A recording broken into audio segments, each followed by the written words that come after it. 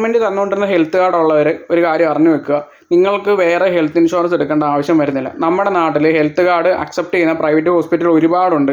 നിങ്ങളുടെ ഹെൽത്ത് കാർഡിൽ ഏകദേശം 1.5 ലക്ഷം രൂപയ്ക്കും 3 ലക്ഷം രൂപയ്ക്കും മേളിൽ ഹെൽത്ത് കാർഡിൽ മിക്കവാറും എമൗണ്ട് കാണും. അത് അക്സെപ്റ്റ് ചെയ്യുന്ന ഏതെങ്കിലും ഹോസ്പിറ്റലിൽ പോയിട്ട് നിങ്ങൾക്ക് നല്ല ഹോസ്പിറ്റലുകൾ, പ്രൈവറ്റ് ഹോസ്പിറ്റൽ ഒരുപാടുണ്ട്, അവിടെ പോയി നിങ്ങൾക്ക് ചികിത്സ നടത്താനാണ്. ഈ ഒരു കാര്യം പലരും മറച്ചു വെച്ചിരിക്കുകയാണ്, നമ്മളോട് ആരും ഇത് പറഞ്ഞു തരുന്നില്ല. കാരണം ഇത് പറഞ്ഞു തന്നു കഴിഞ്ഞാൽ ഹെൽത്ത് ഇൻഷുറൻസ് കമ്പനിക്കാർക്കൊന്നും വളരാൻ പറ്റത്തില്ലല്ലോ. ഈ ഒരു കാര്യം നിങ്ങൾ മനസ്സിലാക്കും. പിന്നെ രണ്ടാമത്, നിങ്ങൾ പൈസ മുടക്കി ഒരു ഹെൽത്ത് ഇൻഷുറൻസ് എടുത്താൽ അവർ ഇത് നോക്കിയിട്ട് വേണം, ഇത് നിങ്ങൾക്ക് അർഹത ഉണ്ടെങ്കിലും വേണം അവർ റിജക്റ്റ് ചെയ്ത് വിടാൻ അവരൊരു കാരണം നോക്കിയിരിക്കുകയാണ്. പക്ഷേ ഹെൽത്ത് കാർഡും കൊണ്ട് പോയി കഴിഞ്ഞാൽ റിജക്ഷൻ പോസിബിലിറ്റി വളരെ കുറവാണ്.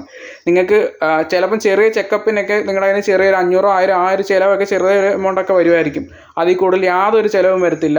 നിങ്ങൾ ഇതിനു വേണ്ടി വലിയ രീതിയിൽ നടക്കുകയോ ഒരു പ്രൊസീജിയർ ഒന്നും ഹാജരാക്കേണ്ട ഒരു ആവശ്യമില്ല. നിങ്ങളുടെ ഹെൽത്ത് കാർഡ്, നിങ്ങളുടെ ഐഡൻറ്റിറ്റി പ്രൂഫ് മാത്രം പ്രൈവറ്റ് ഹോസ്പിറ്റലായാലും ഹാജരാക്കിയാൽ മതി. പിന്നെ ഈ ഒരു കാര്യം നിങ്ങൾ മനസ്സിലാക്കി വെക്കുക.